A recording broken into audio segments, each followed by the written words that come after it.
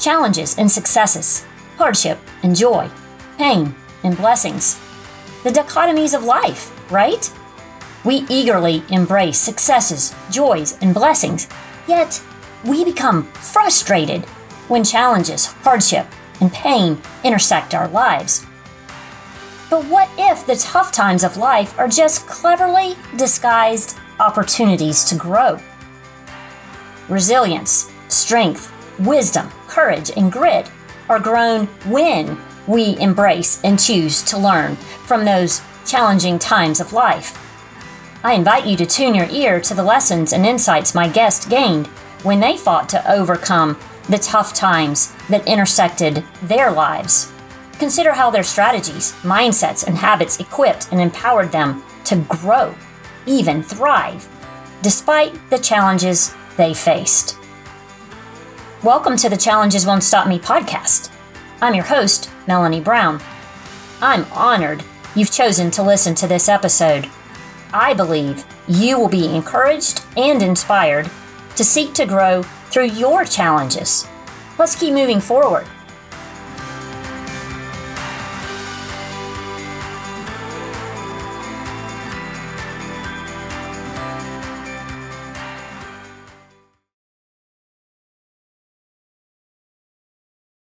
I am super excited to have my friend Cherie Denna with me today. She is an author, speaker, and writing coach. We met at the Blue Ridge Christian Writers Conference in 2023 and hit it off right away. Welcome, Cherie. Thank you, Melanie. I'm so excited to finally be here with you. I am too. I'm excited about your book launching in February. Oh, yes, it's been a long ride. It always is. It always is. Let's start back in your childhood and tell me a little bit about your story. Oh, yes, it's been a wild ride. I was born into a family of organized crime. My mother's side of the family, Sicilian mob, and my father ran with outlaw biker clubs. You marry those two together. Growing up in that environment, it's normalized because that's all you know. Yeah, right? You don't know that all the other kids in class with you don't do any of those things. Right. They don't see the things that you see. Right. A lot of violence, of course, just massive dysfunction, abuse, a conditioning that took place, really not really intentional, but just the nature of the culture of belonging to a mob family and being associated with outlaw bikers. Everything has to stay within the family. Nobody outside the family can be trusted. Mm-hmm. As a child, was taught and conditioned that I had to keep everything private. I could not discuss any family business, anything that went on inside the home with anyone outside of our family. And there's a lot of families that are private anyway, people who are private, but this went beyond that. I had a lot of childhood friends, and a lot when it came to like birthday parties and things like that. My mom was always really great about inviting the whole neighborhood and making it a big deal. But parents of my friends who saw what was going on at our home, they would pull their curtains shut and not want to be involved. Yeah. People would literally, when they walked down the street, would cross the street to the other side as to not walk right past our house. I always had a lot of childhood friends, but I found myself wanting to go to their homes where there was peace. My mother, even in all the wildness that was taking place, it was normal to her. Mm. It was normal to her. So fitting in birthday parties or visits with friends with everything else going on around us was not a big deal to her. Whenever I would go to other homes of friends, I saw the difference. I saw how they lived, most of them very peacefully and happy. And then I'd go home to this violence and chaos, and it created a sense of like I didn't fit in. I didn't belong. Mm, I couldn't fit into anything normal. yeah. It just seemed foreign, and I wanted it so bad. I wanted something good and happy. When I saw that in the families of my friends, I wanted to, of course, spend time there, Yes. right? How did you respond emotionally and I guess physically to all that was happening in your home, the different activities that were not healthy? How did you respond to those? Well, there was a lot of fear. Mm, I grew up just immersed in fear. And I also was abused by my stepfather, who mm, is associated with one of the biker clubs. And he was appointed as a protector. Biker clubs, there was a war that was taking place for territory. That was in our home, literally. There was a huge war between two rival motorcycle gangs, and they prepared for war in our garage. One of the men that was assigned as a protector, he became my stepfather. He married my mom. He began sexually abusing my sister and I. Jamie was a year and a half younger than me. So there was the emotional side hmm. of fear just grew exponentially. It was really a matter of survival and trying to keep him from exploding, because he was just always filled with rage. Sounds like you had some significant issues going on. How did it impact you? Did you act out in any kind of way? Definitely, my goodness, at the age of 12, I became very sexually promiscuous. I had adult men around me and here I was at a very vulnerable age developing, and these men there were a lot of predators, because I was conditioned sexually from a very young age, starting at the age of 7, Yeah. to please men with my body. That took hold at a very young age. And then I began doing drugs. I placed myself in very dangerous positions. I had an aunt who was just a few years older than me, who had moved in with us. Her and my mom were like, they were just wild. At the time, my mom was in her 30s. She left my abusive stepfather, and now was single. And so we had this environment where they were party girls and they enjoyed younger men. And I was coming into my teens and was boy crazy, only would lean toward an older guy. That put me in some real dangerous situations. And that went on for quite a while.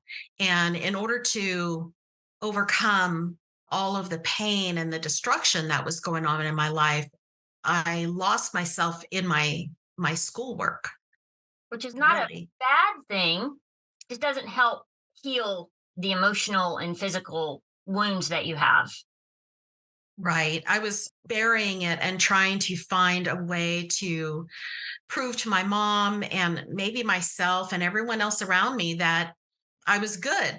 I could ace school Yeah. and continue to do well and continue to be the oldest daughter that my mom could brag about and say, this is my perfect daughter. And I was so far from that. I was so broken inside, and I had a lot of rage. I carried a lot of rage in me. I was a fighter. I became very violent myself. Yeah. I Yeah. know that there was a specific incident with your grandfather. Tell us Yeah. briefly about that and how that impacted you. My grandfather really was my only protector that I could remember, because he's the one that ended up chasing my stepfather away. Literally, my grandfather was involved with the mob. No one was going to mess around with his granddaughter, Yeah. or any of his family. And my grandfather ended up murdered. Mm, kidnapped and murdered. I was 13 years old. And it was, they say you live by the sword, you die by the sword. That's what happened to my grandfather. mm, It was devastating. It was absolutely devastating. And what happened was just whatever he was involved in spilled over into our family, the rest of the family. And after he was murdered, the people that were involved didn't go away. They tried to abduct me when I was on my way to school. They shot at my mother. It was so crazy. My mom finally boarded up our house and we moved. But it was absolutely devastating. And it just created so many more questions in my mind if I was safe, if I would ever be safe. And the fear that I lived with just continued to grow. And the danger in my life continued to grow no matter what I did. mm. I had no control over any of that, of course. As you get to that age where most kids leave the nest, what happened during that time period in your life, and what kind of attitudes and mindsets carried forward with you as you started your young adult life? Well, I knew I had to get out of there.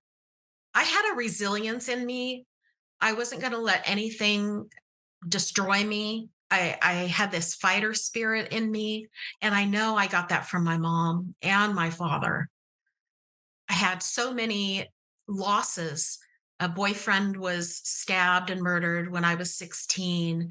I had people, friends dying around me from drug overdose or just being stupid. I knew I had to get out of there.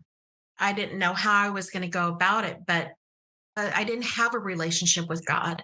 I believed in him, but I didn't know anything about Jesus and having a relationship with Jesus. All I knew about God at the time was he was a punisher.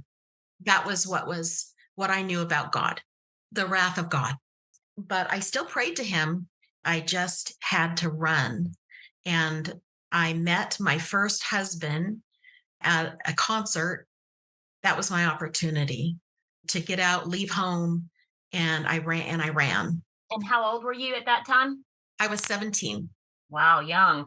I'm just envisioning that you're seeing him as an opportunity to have a healthy relationship, but also someone who could potentially help get you free from all of the trauma and violence and abuse of your past. Yes. Yes. And I thought I was running from it all. And you can't when you can run from the environment, but the after effects of all of the trauma goes with you. Yes. That just doesn't disappear when you leave No, that environment. right. Here I was now starting my new life, right? I landed a full time job. I'm around normal, healthy, safe people. My boyfriend, he was very safe. He lived a very healthy, normal life, had a normal family. And I was so amazed at what I was now being exposed to, a life that I could live without fear. I still carried a lot with me. But what I did was I just focused on work. I focused on getting a full-time job, just functioning in society. Yes. How long did that marriage last? I was with him for 17 years. Okay. It lasted a long time and there was a lot of struggle in there. And I battled PTSD. I did not know what it was that was rising up in me and causing rage and night terrors and bouts of depression and homicidal thoughts, suicidal thoughts, discovering that I was infertile as a result of the sexual abuse. Oh, goodness. And that came up, when we were trying to start our family. And that just brought on a whole nother level of anger and brokenness as far as who I was as a woman. Sure. During that 17 years of marriage, the time period that you did find Jesus, that you discovered that he wasn't just a judgmental God. Right. Tell me a little bit about that and how that impacted your life. Okay. My best friend from high school had moved away, and when she came back a few years later, I saw a new person, and she had come to Christ. She became a Christian, and she invited me to a women's retreat. She invited me a couple years in a row, and I kept declining because I thought she's just a crazy Jesus freak, right? Like, that's that's okay. No, it's okay. But as I was struggling with PTSD and in this dark, dark place, even though my career was going really well, at home at night and even in my marriage, everything was just falling apart. So I reached out to her and I said, I would love to go to that retreat with you. I need that peace that you have. Yes. And I went, and it was absolutely life changing, of course.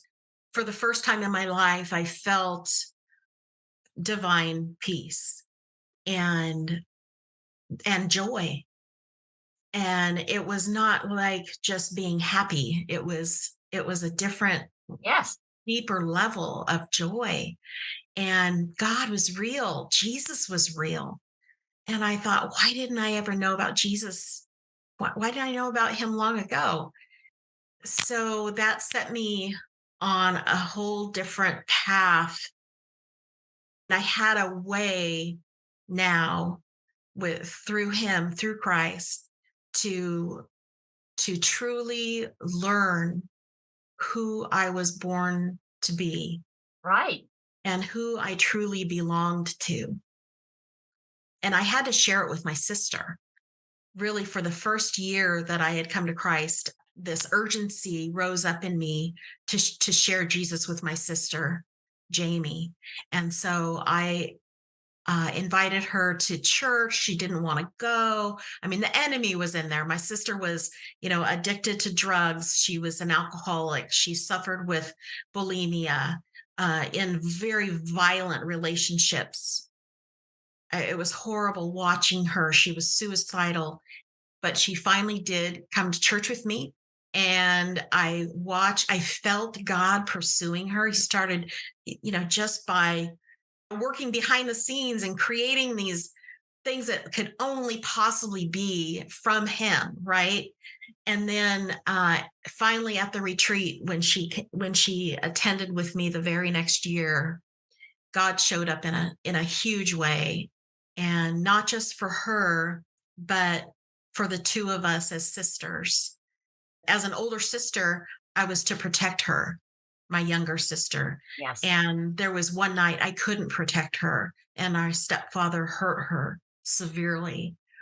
And I carried a lot of guilt. At that retreat, there was a feet washing, and I was washing my sister's feet.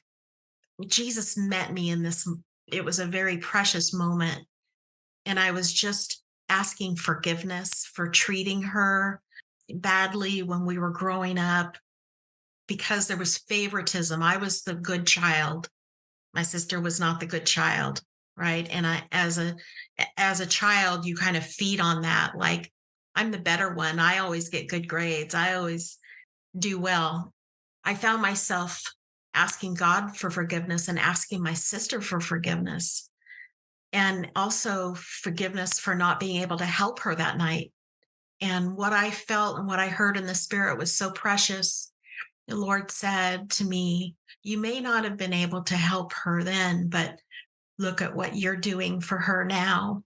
Yes. And that's beautiful. She came to Christ, and it was a radical, radical transformation in her entire countenance. It was so beautiful. Yeah, but she was also very, very sick physically. I found out that she was only given months to live. I found this out later, but what happened was a month after she came to Christ, she had an accident and was hit by a car crossing a highway, and the Lord took her home instantly. But she knew Jesus. Talk about your mindset and how having a relationship with Jesus helped you as you encountered these different challenges going forward? Oh, yes. My coping skills or my coping mechanisms prior to Christ were just sabotaging anything good, including myself. Once Jesus was part of my life, I had someone to turn to, someone to remind me how much I was worth and how much I was loved. I learned a new way of life. We're told as Christians that we're a new creation and all things are made new. The old is gone. That took a while for me to really grasp. And it certainly didn't happen overnight. And I'm still definitely a work in progress. Aren't we all? Definitely work in progress. Aren't we all? Yes, amen. I now was just focused on learning all I could learn about him and my newfound faith. I did have a lot of obstacles in the way. I still had a tremendous amount of trauma that needed to be resolved. And that reared its, ugly head over the years. But now I knew that God would protect me. And I did become a prodigal at one time. I didn't lose my faith, but I had walked away from God. That led me on a very dark path. He did not stop pursuing me. And that's what he says he's going to do. Absolutely. I ended up recommitting my life to Christ 15 years later after I had first come to him. I said, I need to understand what it looks like to have a relationship with you because I obviously am not getting this right. And he put the Bible in my hand and I couldn't put it down. And I haven't put it down. That's beautiful.